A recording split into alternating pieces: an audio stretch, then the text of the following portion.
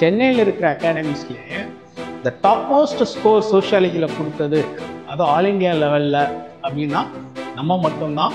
ரொம்ப பெருமையாக மார்த்தட்டி சொல்கிறதில்ல எனக்கு ரொம்ப சந்தோஷம். சும்மா படிச்சுட்டு நான் மார்க் எடுப்பேன்னு நினச்சிங்கன்னா அது யூபிஎஸ்சியில் வாய்ப்புள்ள ராஜா. நல்ல கேண்டிடேட் கிடச்சி நான் ரொம்ப சந்தோஷப்பட்டேன். அண்ட் அந்த மாதிரியான ஒரு ப்ராக்டிஸ்க்கு அவங்க வந்து எக்ஸ்போஸ் ஆகலைன்னு அர்த்தம். ஹலோ இன்னைக்கு ரொம்ப இன்ட்ரெஸ்டிங்கான ஒரு விஷயம் பற்றி டிஸ்கஸ் பண்ண போகிறோம். என்னது அப்படின்னு கேட்டிங்கனாக்கா, ஆல் இண்டியா லெவலில் டாப் செகண்ட் ஸ்கோர், அதாவது சோஷியாலஜியில் 290, ஃபஸ்ட்டு ஸ்கோர் வந்து 291, 290 வந்து நம்ம ஸ்டூடெண்ட் எடுத்திருக்காங்க. அதை பற்றின டீட்டெயில் அண்ட் அதோடு சேர்ந்து சோஷியாலஜி பற்றின ஒரு புரிதல், சோஷியாலஜி எப்படி அப்ரோச் பண்ணணும், அதுக்கப்புறம் சோஷியாலஜி எப்படி அப்ரோச் பண்ணணும், அப்புறம் சோஷியாலஜி படித்தா எத்திக்ஸ் எந்த அளவுக்கு யூஸ்ஃபுல்லாக இருக்குன்றதுக்கு போன வருஷம் மெயின்ஸ் எத்திக்ஸ் கேஸ் ஸ்டடி ஒன்று வச்சுட்டு சோஷியாலஜி கான்செப்டை எப்படி அந்த எத்திக்ஸ் கேஸ் ஸ்டடியில் ஆன்சர் பண்ணுமோ நம்ம யூஸ் பண்ணலாம், அது வந்து எப்படி நமக்கு வந்து ஒரு டிஃபரன்ஸ் க்ரியேட் பண்ணி கொடுக்கும் ஸ்கோர் எடுக்கிறதுல அப்படிங்கிறதையும் டீட்டெயில்டாக நான் இங்கே உங்களுக்கு டிஸ்கஸ் பண்ண போகிறேன். டெஃபினட்டாக இது சோஷியாலஜி ஆப்ஷனல் இல்லாத ஸ்டூடெண்ட்டும் பாருங்கள், ஏன்னா இதில் நிறைய யூஸ்ஃபுல்லான கண்டென்ட் இருக்குது. ஸோ ஃபுல்லாக வீடியோ பாருங்கள், சரிங்களா? Fine. The very first point நான் இங்கே ஹைலைட் பண்ண விரும்புகிறது என்ன அப்படின்னு கேட்டிங்கன்னா, இப்போ நீங்கள் இங்கே டிஸ்பிளேயில் பார்த்துருப்பீங்க, ஒரு 2 மார்க் ஷீட் மாதிரி ஒன்று டிஸ்பிளே பண்ணியிருப்பேன். அதில் வந்து டோட்டல் பார்த்தீங்கன்னா 287 வரும். அதாவது இப்போது ஆல் இண்டியா லெவலில் டாப் செகண்ட் ஸ்கோர் எடுத்தாங்க ஒரு கேண்டிடேட் அப்படின்னு சொன்னோம் இல்லைங்களா, அவங்களுடைய final mark test paper correct பண்ணி நான் கொடுத்த மார்க் என்னென்னா 287. அப்போவே அவங்க வந்து, சார் என்ன சார் ரொம்ப அதிகமாக அள்ளி போட்டிங்க சார் மார்க்கு, எனக்கே என் மேலே செல்ஃப் டவுட்டாக இருக்குது சார், இவ்வளோ மார்க்கில் எனக்கு வருமா சார், என் பேப்பர் அவ்வளோ ஒர்த்தா சார் அப்படின்லாம் என்கிட்ட டவுட்டாகவே கேட்டாங்க. நான் சொன்னேன், இல்லைங்க நீங்கள் நல்லாவே எழுதுறீங்க, ஒன்றும் இல்லை, நான் சொன்ன எல்லா விஷயத்தையும் கரெக்டாக நீங்கள் ஃபாலோ பண்ணி அழகாக எழுதியிருக்கீங்க, டோன்ட் வரி, டெஃபினட்டாக இந்த ஸ்கோர் உங்களுக்கு வரும் அப்படின்னு சொன்னேன். அப்போ அவங்க சொன்னாங்க, இல்லை சார் என்னோடய ஃப்ரெண்டு இன்னொரு இடத்துல படிக்கிறா, அவங்க சார்கிட்ட கூப்பிட்டு போனா, அவங்க சார்கிட்ட இந்த மாதிரி நீங்கள் நிறைய மார்க் போட்டிங்கன்னு சொல்லி காட்டினேன். அப்புறம் அவர் பார்த்துட்டு இல்லை இன்னும் கொஞ்சம் குறைச்சி தான் வரும், 287லாம் வராது, 245 250க்குள்ளே தான் வரும் சார், உனக்கு நிறையா போட்டிருக்காரு அப்படின்னு சொன்னார். சார் எனக்கு எப்படி எடுத்துக்கிறேனே தெரில சார், நீங்கள் நிறையா கொடுத்துட்டீங்க சார் அப்படின்னு ஒரு மாதிரி ஒரு செல்ஃப் டவுட்டாக பேசிகிட்டு இருந்தாங்க. அப்போ நான் சொன்னேன், இல்லை கான்ஃபிடெண்ட்டாக நீங்கள் நல்லா எழுதுறீங்க, சூப்பராக வாங்குவீங்க ஸ்கோரு, நான் சொன்ன எல்லா விஷயத்தையும் கரெக்டாக இந்த பேப்பரில் கொடுத்துருக்கீங்க, நீங்கள் நல்லாவே பண்ணுறீங்க, டோன்ட் வரி அப்படின்னு சொல்லி நான் அவங்களுக்கு சொன்னேன். அண்ட் அவங்க ஃபைனல் ஸ்கோர் என்ன வந்துச்சுன்னா யூபிஎஸ்சியில் 290, நான் போட்டது 287, நான் போட்டதோட இன்னொரு 3 மார்க் எக்ஸ்ட்ராவே தான் 290 எடுத்திருக்காங்க. அவங்க மார்க் பார்த்துட்டு உடனே என்கிட்ட சொன்ன ஒரு விஷயம், சார் எப்படி சார் நீங்கள் போட்ட அதே ஸ்கோர் அப்படியே வந்திருக்கு சார், ஆல்மோஸ்ட்டு ஒரு 3 மார்க் தான், பட் ஓகே அது என்னாலே நம்ப முடியல சார், டெஃபினட்டாக நீங்கள் கரெக்டாக தான் சார் ஜட்ஜ் பண்ணியிருக்கீங்க, நான் தான் சார் கொஞ்சம் ஒரு மாதிரி பயந்துக்கிட்டே இருந்தேன், யூபிஎஸ்சியில் இப்படியோ அப்படியே நினச்சேன், இல்லை சார் நீங்கள் போட்ட ஸ்கோர் வந்துருச்சு சார், ரொம்ப சந்தோஷம், உண்மையிலே என்னோடய ஸ்கோர் இந்த அளவுக்கு வந்ததுக்கு உங்களோட ரோல் தான் சார் ரொம்ப பெரிய ரோல் அப்படின்னு சொல்லி என்கிட்ட சொல்லும்போது எனக்கு கொஞ்சம் இல்லை ரொம்பவே சந்தோஷமாக பெருமையாகவே இருந்தது. ஏன்னா நிறைய டைம் இந்த மாதிரி எக்ஸ்பீரியன்ஸ் நான் ஃபேஸ் பண்ணியிருக்கேன். பொலிட்டிக்கல் சயின்ஸில் அப்படி தான், ஒரு கேண்டிடேட் என்னென்னா நம்ம இங்கே ஃபுல்லாக டெஸ்ட்டு எல்லாம் முடிச்சுட்டு கிளாஸ்லாம் முடிச்சுட்டு ஃபைனல் டெஸ்ட்டெல்லாம் வைக்கும்போது நான் அவங்களுக்கு வந்து 287 போட்டேன், இதே 287 தான் போட்டேன். இஃப் ஐம் ரைட் 137 150 போட்டேன். அவங்களோட ஃபைனல் பொலிட்டிக்கல் சயின்ஸ் ஸ்கோர் என்ன வந்துச்சுனாக்கா 286. அவங்களும் அதே தான் சொன்னாங்க, சார் நீங்கள் போட்டது அப்படியே வந்துருச்சு சார் அப்படின்னாங்க. ஸோ அது எனக்கே தெரியலை, அது எப்படியோ சம்பவ் அந்த யூபிஎஸ்சி என்ன மாதிரி ஒரு ஸ்கேலிங்கில் இவாலுவேட் பண்ணுவாங்களோ அந்த லெவல் நம்ம மெயின்டைன் பண்ணுறோம் அப்படிங்கிறது எனக்குமே வந்து ஒரு அண்டர்ஸ்டாண்டிங், பரவாயில்ல நம்ம போட்ட ஸ்கோர் வந்துருச்சு அப்படிங்கிறதுல ஒரு சந்தோஷம்தான். ஸோ த பாயிண்டர்ஸ் என்ன அப்படின்னு கேட்டிங்கன்னா, யூபிஎஸ்சி என்ன எதிர்பார்ப்பாங்க, அவங்க எதிர்பார்க்கிறத எப்படி கொடுக்கணும் அப்படிங்கிறத நான் எப்போவுமே கிளாஸில் அது ஆப்ஷனலாக இருந்தாலும் சரி இல்லை ஜிஎஸ்ஸாக இருந்தாலும் சரி எம்ஃபசைஸ் பண்ணிக்கிட்டே இருப்பேன். அண்ட் டெஃபினட்டாக அதை கேப்சர் பண்ணி புரிஞ்சுக்கிற ஆஸ்பிரன்ஸ், நான் சொல்கிற மாதிரி கேட்குற ஆஸ்பிரன்ஸ், நான் சொன்ன ஸ்கோர் அட்லீஸ்ட் க்ளோஸ் ஆகாது, மேபி 1 மார்க் 2 மார்க் முன்ன பின்ன வரலாம், அது நம்ம கண்ட்ரோலில் இல்லை, எடுத்திருக்காங்க, இந்த வருஷம் எடுத்துட்டாங்க. ஸோ அதுக்கு ப்ரூஃபே உங்கள் முன்னாடியே நான் அப்படியே டிஸ்பிளே பண்ணி காட்டியிருக்கேன். ஸோ நான் வந்து 287 போட்டால் ஃபைனலாக அவங்களுக்கு யூபிஎஸ்சியில் ஒரு 3 மார்க் எக்ஸ்ட்ரா எடுத்திருக்காங்க. அதே மாதிரி பொலிட்டிக்கல் சயின்ஸில் ஒரு கேண்டிடேட்டுக்கு 287, 150, 137 போட்டால் அவங்க 286 எடுத்திருக்காங்க. ஃபைன். ஸோ த பாயிண்டர்ஸ் என்ன அப்படின்னு கேட்டிங்கன்னா, இதுதாங்க நம்மளோட எக்ஸ்பீரியன்ஸ் அண்ட் எக்ஸ்பர்டைஸ் அப்படின்னு சொல்கிறது. அதாவது ஒரு சப்ஜெக்ட் மேலே நம்ம எவ்வளோ கமாண்ட் வச்சுருக்கோம், எப்படி வந்து ஒரு பேப்பரை இவாலுவேட் பண்ணி எந்த மாதிரியான இன்புட்ஸ், என்ன மாதிரியான ஃபீட்பேக் ஸ்டூடெண்ட்ஸ் கொடுக்குறோம், அண்ட் அவங்க அதை எந்த அளவுக்கு ப்ரொடக்டிவாக யூஸ் பண்ணிக்கிறாங்களோ அந்த அளவுக்கு அவங்களுக்கு மார்க்கும் வரும் அப்படிங்கிறதுக்கு இது வந்து ஒரு சாலிடான ஒரு ப்ரூஃப். ஃபைன். நான் என்னை பற்றியே ரொம்ப அதிகமாக பேசிட்டேன்னு நினைக்கிறேன். No problem. பட் டெஃபினட்டாக நம்மளை பற்றி நம்ம சொல்லி தானே ஆகணும். நம்மளை பற்றி நம்மளே சொல்லலைன்னா அப்புறம் மற்றவங்க யார் சொல்ல போகிறா? ஸோ அதெல்லாம் ஒன்றும் தப்பே கிடையாது. தன்னம்பிக்கைக்கும் மாடஸ்டிக்கும் ஒரு டிஃபரன்ஸ் இருக்குது. இப்போ என்ன அப்படின்னு கேட்டிங்கன்னா, நம்மளை பற்றி உயர்வாக நினைக்கல அப்படின்னா மற்றவங்க எப்படி நம்மளை உயர்வாக நினைப்பாங்க அப்படின்னு ஒரு விஷயம் இருக்குது. சரிங்களா? தட் இஸ் தன்னம்பிக்கை, தட் இஸ் கான்ஃபிடன்ஸ். சரிங்களா? ஸோ இப்போ சோஷியாலஜி அஸ் ஆப்ஷனல் சப்ஜெக்ட் அப்படின்னு எடுத்திங்கன்னா, இந்த ஸ்கோர் அப்படிங்கிறது வெறுமன படித்தா மட்டும் வராது.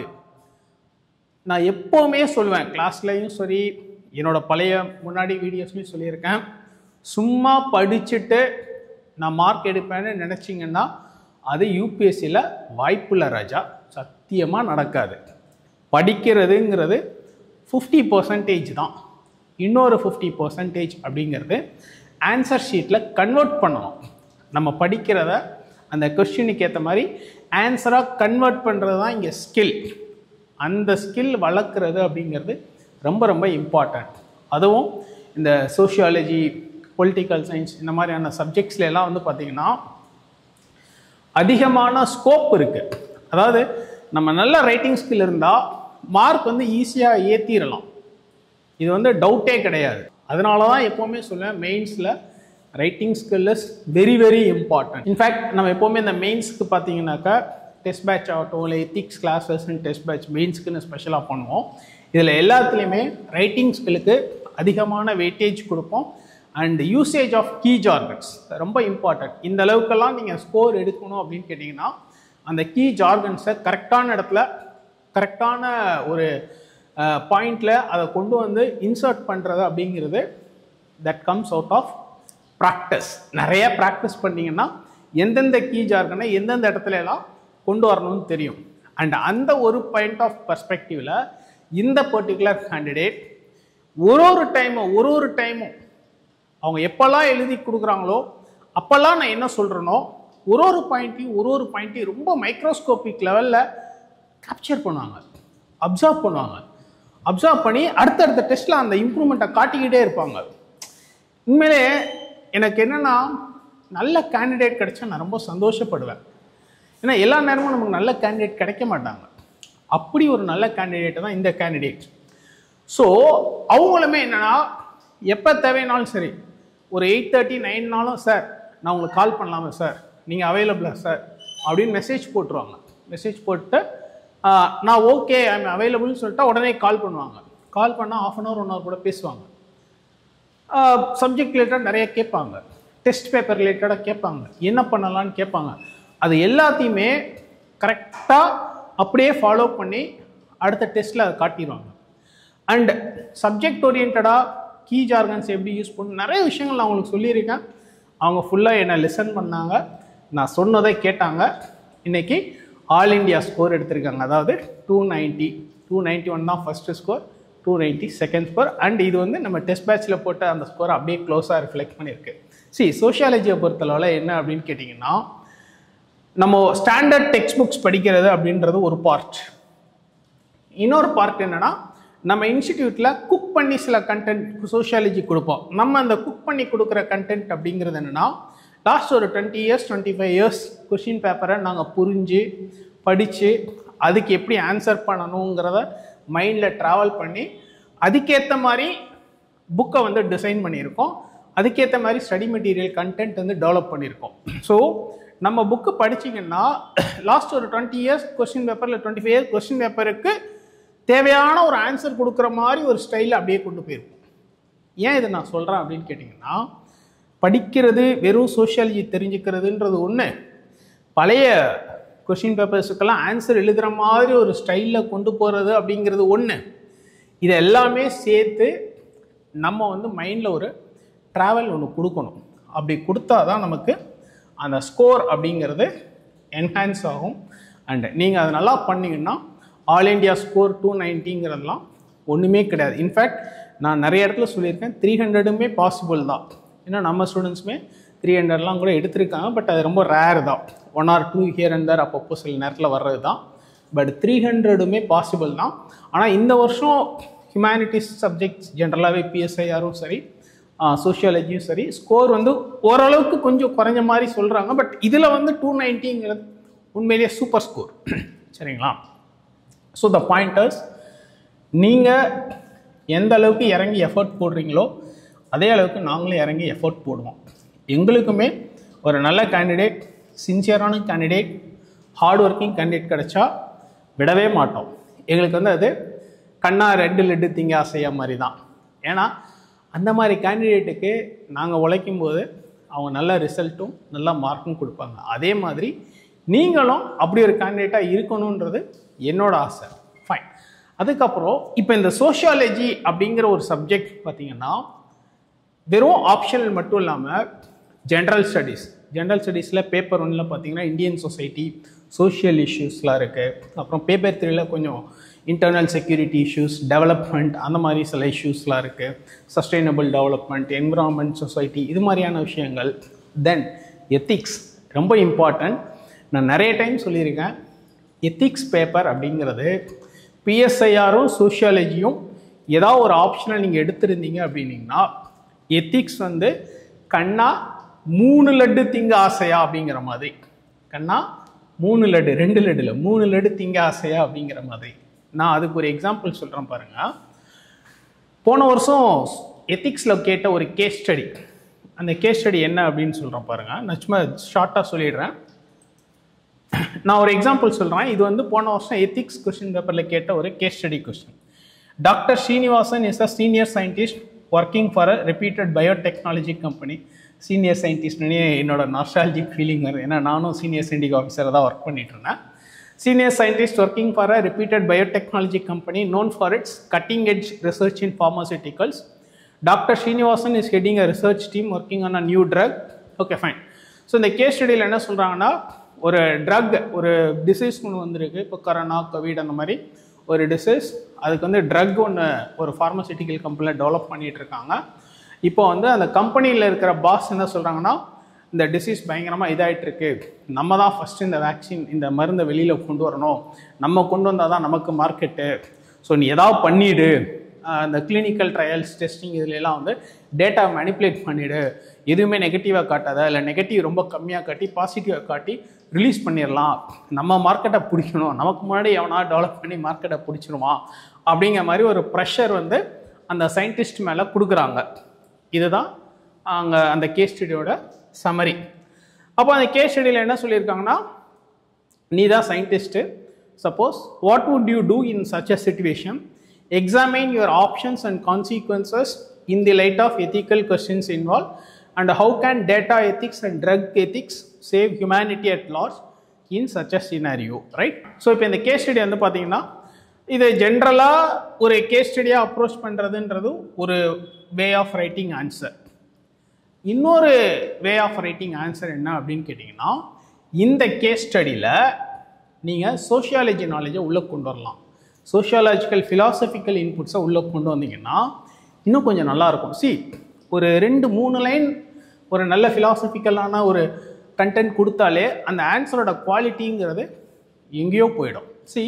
சோஷியாலஜியில் என்ன, democratic science, democratisation of science and technology அப்படின்னு ஒரு டாபிக் இருக்குது. Social change and science and டெக்னாலஜின்னு ஒரு டாபிக் இருக்குது. ஸோ அதுக்கு கீழே வந்து பார்த்தீங்கன்னா Robert K Merton's 4 ethos of science, Robert K Merton's 4 ethos of science அப்படின்னு சொல்லி ஒரு 4 பாயிண்ட் இருக்குது. என்ன அப்படின்னு கேட்டிங்கன்னா, communism, universalism, disinterestedness, organised scepticism அப்படின்னு ஒரு 4 பாயிண்ட் இருக்குது. இப்போ இந்த இடத்துல இந்த கேஸ் ஸ்டடிக்கு இந்த 4மே ஃபிட் ஆகும். ஸோ இப்போ இந்த கேஸ் ஸ்டடிக்கு வந்து பார்த்தீங்கன்னா நார்மலாக நீங்கள் கொடுக்குற ஒரு வெர்ஷன் ஆஃப் ஆன்சர், ஜென்ரலாக எல்லோரும் கொடுக்குற ஒரு டெம்ப்ளேட்டாக ஒரு விஷயம் இருக்குது. அதை தாண்டி நம்ம என்ன பண்ணணும்னா டுவோர்ட்ஸ் எண்டு வரும்போது, கன்க்ளூடிங் அந்த இடத்துல வரும்போது, இந்த மாதிரி எத்தோஸ் ஆஃப் சயின்ஸ்னு ஆர்கே மெர்டன் ஒரு 4 பாயிண்ட் சொல்லியிருக்காரு. ஸோ இந்த மாதிரி சயின்டிஃபிக் ரிசர்ச் கம்யூனிட்டியில் இருக்கிறவங்க ஒரு சோஷியல் ரெஸ்பான்சிபிலிட்டியோட பிஹேவ் பண்ணணும். இந்த மாதிரி சயின்டிஃபிக் கம்யூனிட்டி வந்து சோஷியல் ரெஸ்பான்சிபிலிட்டியை கையில் எடுக்கலைனாக்கா அது வந்து டேஞ்சரஸ் சுச்சுவேஷனில் போய் விட்டுரும், இந்த சமுதாயத்துக்கு அது நல்லதில்லை அப்படிங்கிற மாதிரி போடணும். அது போடும்போது as rightly highlighted by R K Merton, the 4 ethos of science, that is communism, disinterestedness, universalism and then organized skepticism இப்படின்னு நம்ம மென்ஷன் பண்ணுனா நம்ம ஆன்சருக்கு மற்றவங்க எழுதுகிற ஆன்சரோட இன்னொரு 2 மார்க்கோ 3 மார்க்கோ சப்போஸ் எக்ஸாமில் ரொம்ப பிடிச்சி போச்சுன்னா 4 மார்க் கூட எக்ஸ்ட்ரா வரலாம்.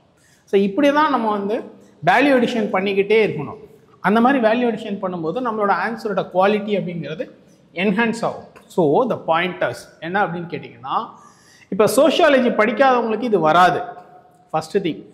இன்னொன்னா சோஷியாலஜி படித்தவங்களுக்கும் இதை இந்த இடத்துல போடலான்னு டக்குன்னு தோணாது, அதுவும் ஒன்று இருக்குது. சோஷியாலஜி படிக்காதவங்களுக்கு இது தெரியாது, வராது.